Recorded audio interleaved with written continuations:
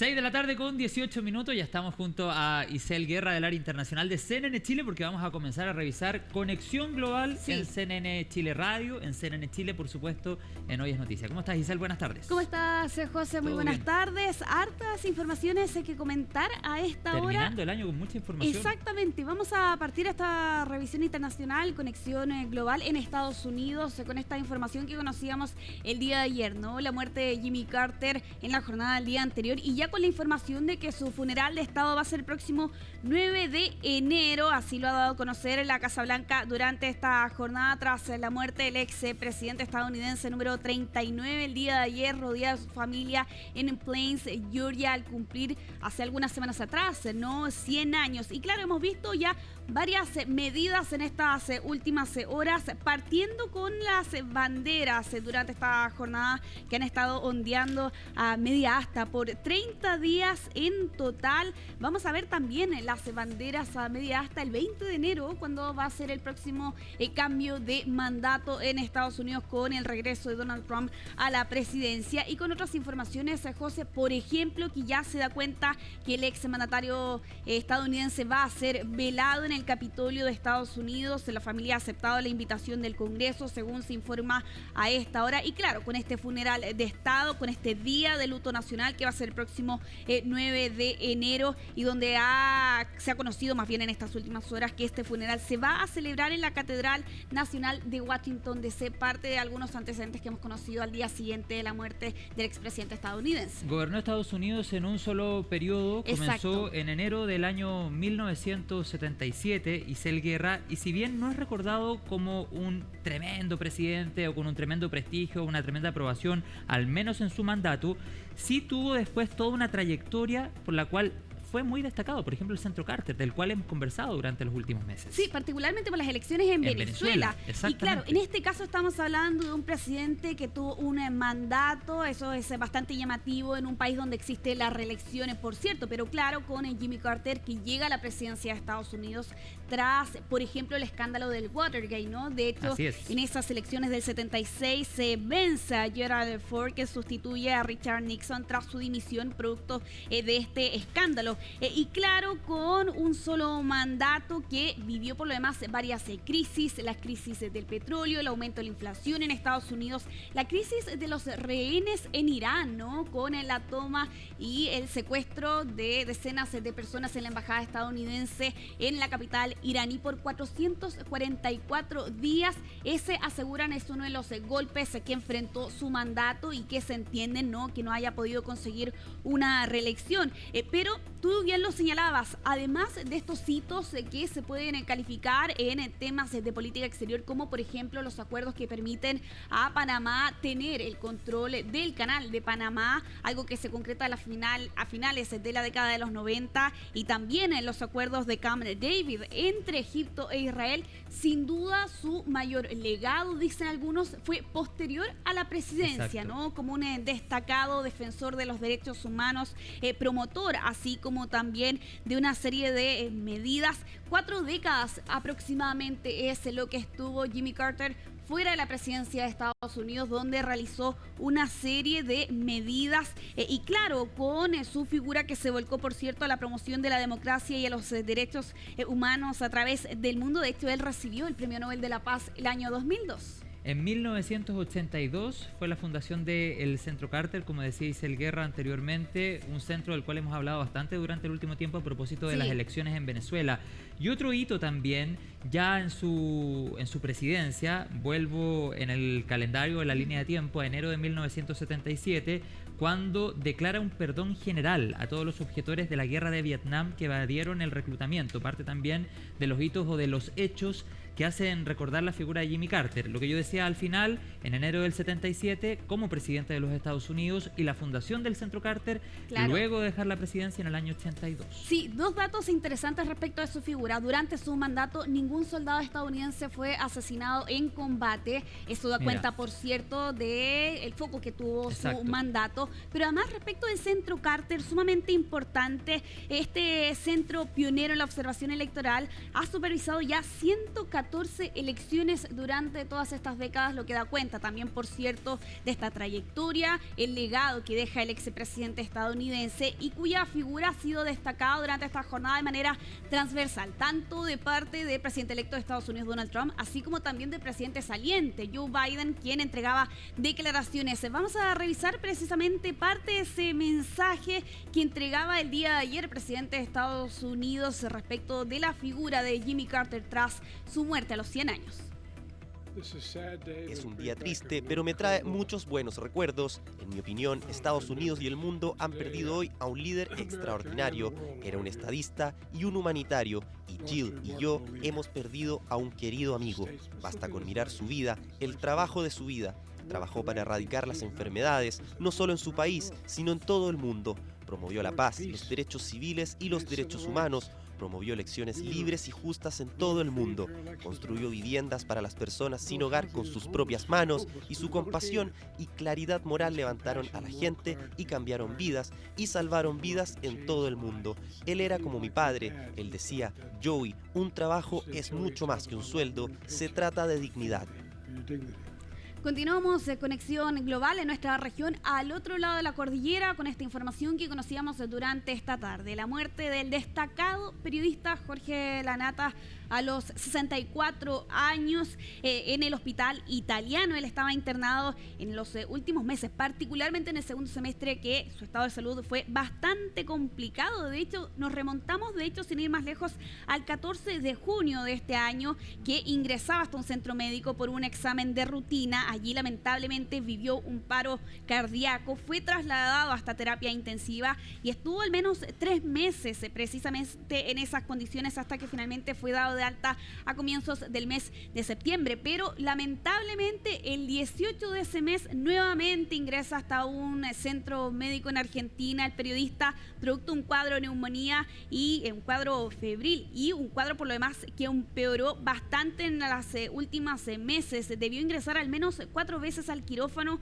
por una isquemia intestinal y claro, una salud que se agravó sobre todo en estos últimos días. Los reportes de los medios locales hablan que ya el viernes pasado su situación empeoró muchísimo. La de esta figura destacada, fundador de diarios como Página 12, así como también diversos programas de televisión, entre ellos, por ejemplo, La Nata Sin Filtro, líder en la radio, varios documentales a su haber, así como también varios libros de ficción y no ficción que también escribió este destacado periodista que destapó varios casos de corrupción en la década de los 90, también en la era kirchnerista, y claro, con una información que por lo demás, José, daban a conocer los compañeros de la radio Mitre durante esta jornada, bastante emocionados por lo demás, en vivo y al aire, entregaban también allí sus reacciones. Vamos a revisar precisamente ese momento, José, durante esta jornada, cuando se informaba de la muerte de Jorge Lanata durante esta jornada a los 64 años.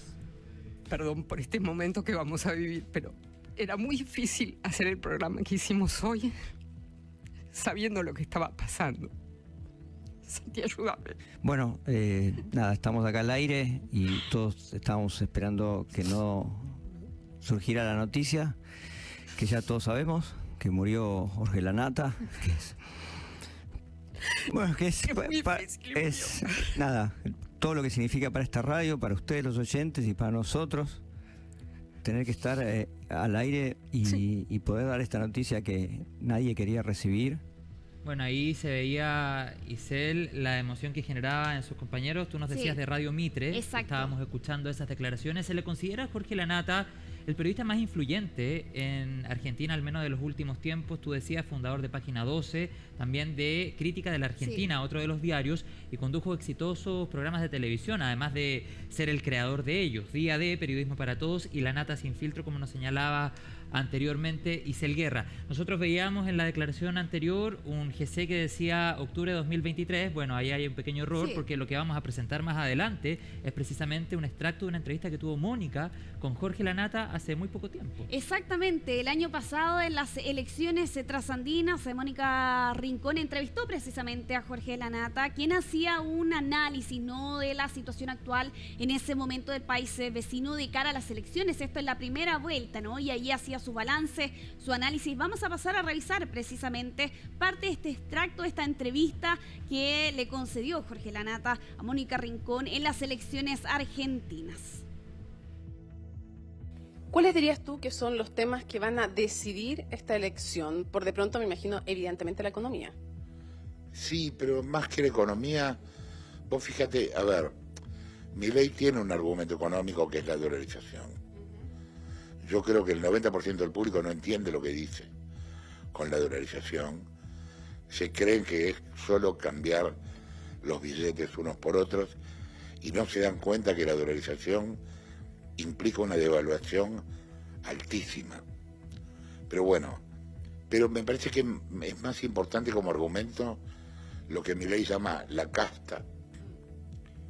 Este tema de que haya políticos que viven distinto que la gente común, que haya tantos hechos de corrupción. Para mí esto es básico a la hora de la elección. Isela, ahí, octubre del 2023, sí. En el contexto, tú nos contabas de las elecciones en Argentina cuando Mónica viajó hasta Buenos Aires a reportear ese importante hecho, pero la Mati Burgos también conversó con él. Exacto. En el año 2017 en CNN Íntimo. Sí, exactamente, es parte también de las aproximaciones que hemos tenido en nuestro canal, precisamente con esta figura que lamentablemente pierde la vida durante esta jornada, y ojo, con una figura que según se conoce, ¿no?, de parte de los medios argentinos, desde pequeño quiso ser periodista. De hecho, su primer trabajo fue a los 14 años. A los 25 años se fue nombrado director de la revista El Portero, y en 1987 lanzaba el medio Página 12, que llegó a revolucionar totalmente los medios argentinos con las portadas, con la forma de titular, por cierto, parte, ¿no?, de la trayectoria de este gigantesco periodista trascendino. Y algunas frases que deja para el recuerdo y para la reflexión también Jorge Lanata. Mira, no soy un periodista, soy un ciudadano que investiga.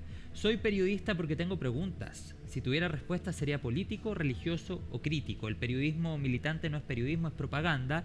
Está filosóficamente en contra del periodismo. Los periodistas preguntamos, los militantes responden. Bueno, parte también de unas extensas declaraciones, libros, publicaciones y programas, por cierto, que tiene a su haber Jorge Lanata. Vamos a avanzar en esta revisión internacional en Conexión Global con información que llega desde Corea del Sur. Lamentablemente durante este fin de semana conocíamos este trágico accidente aéreo que deja 179 personas fallecidas y 2 supervivientes empleados de esta aerolínea que estaban en la cola de este avión de Jeju Air que estaba siendo procedente, ¿no?, desde Bangkok, Tailandia, cuando lamentablemente sufre este accidente aéreo, y con los familiares que en estas últimas horas han estado criticando la falta de información en el que es considerado el accidente más letal en la historia de Corea del Sur. Aquí las familias están demandando respuestas claras, y esto es porque al menos hasta este momento no hay claridad de la causa de este accidente. Las autoridades han asegurado que la investigación sigue en curso.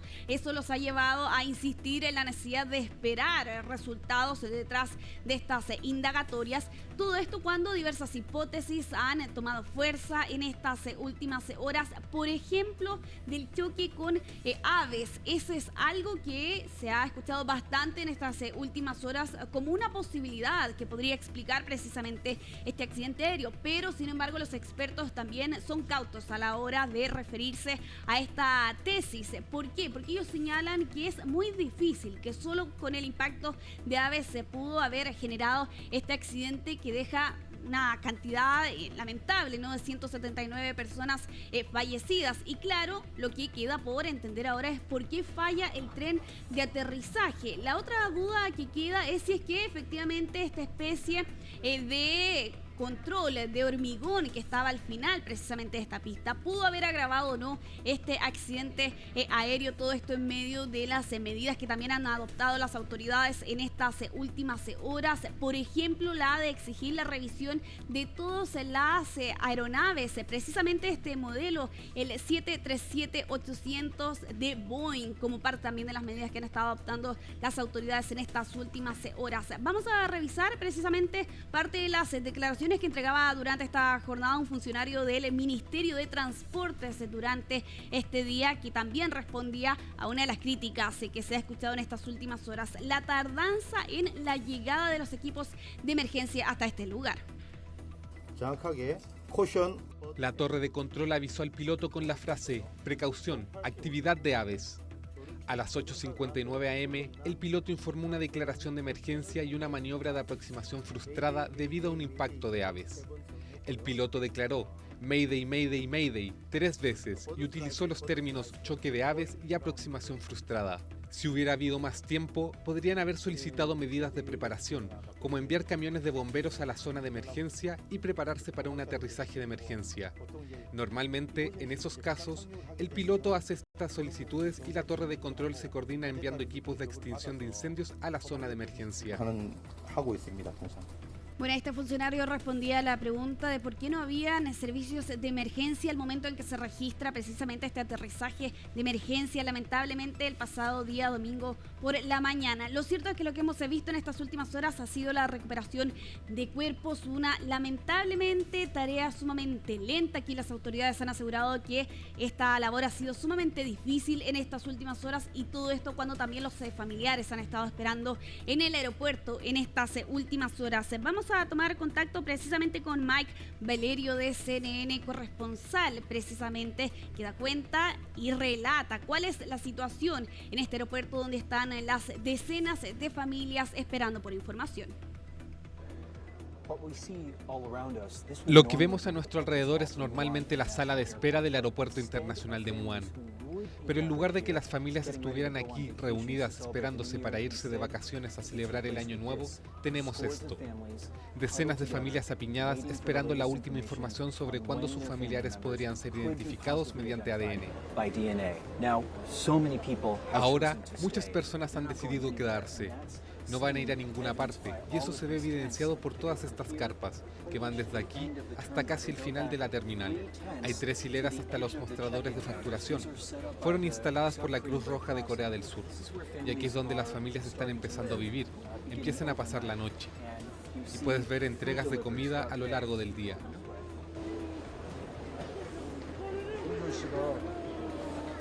Y ecos de dolor.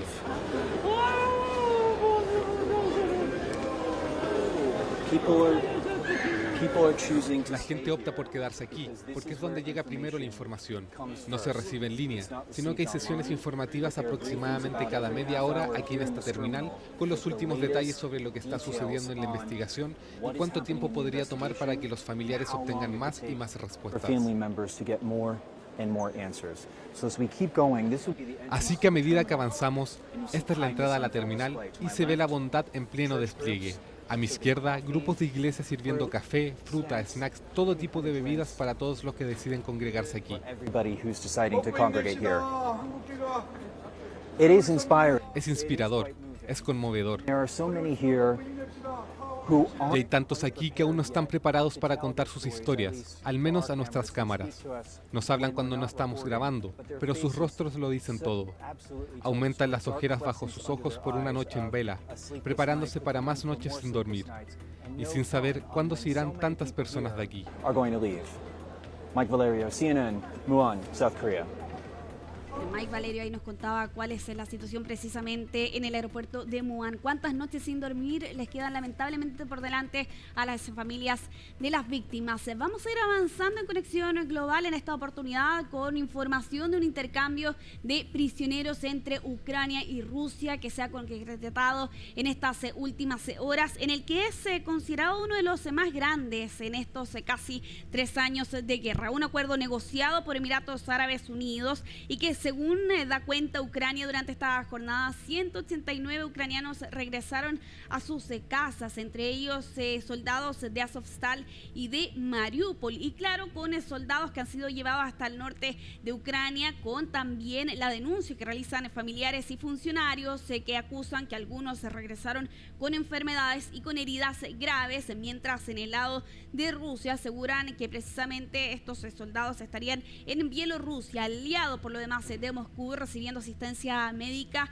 y en una oportunidad también de contactar a sus familias. Este es el intercambio número 59 en lo que va de este conflicto. Es uno de los más grandes hasta esta hora, y todo esto cuando se hacen estimaciones, ¿no?, de 8.000 soldados ucranianos que son prisioneros de guerra por parte de Moscú, con negociaciones que por lo demás se han vuelto mucho más complejas en este último tiempo, teniendo en cuenta los avances que ha conseguido Rusia, por cierto, en la línea de frente, y también en lo que han sido las últimas actividades y las más recientes que ha lanzado Kiev sobre la región de Kursk, lo que evidentemente aumenta las tensiones entre estos 12 países, y todo esto cuando estamos a puertas de que se cumplan 3 años por lo demás del inicio de la invasión de Rusia sobre Ucrania. Vamos a ir finalizando Conexión Global con esta estimación donde se apuntan a que en el planeta somos 8.156 millones de personas, José. Aquí esta estimación la hace la Fundación Alemana para la Población Mundial, que hace este recuento, una estimación en rigor, hasta finales de este 2024, y que apuntan a que hay 82 millones de personas más que en el 2023. Ojo, 83 millones de personas es aproximadamente la población que existe en Alemania, básicamente como si se hubiera creado un nuevo país.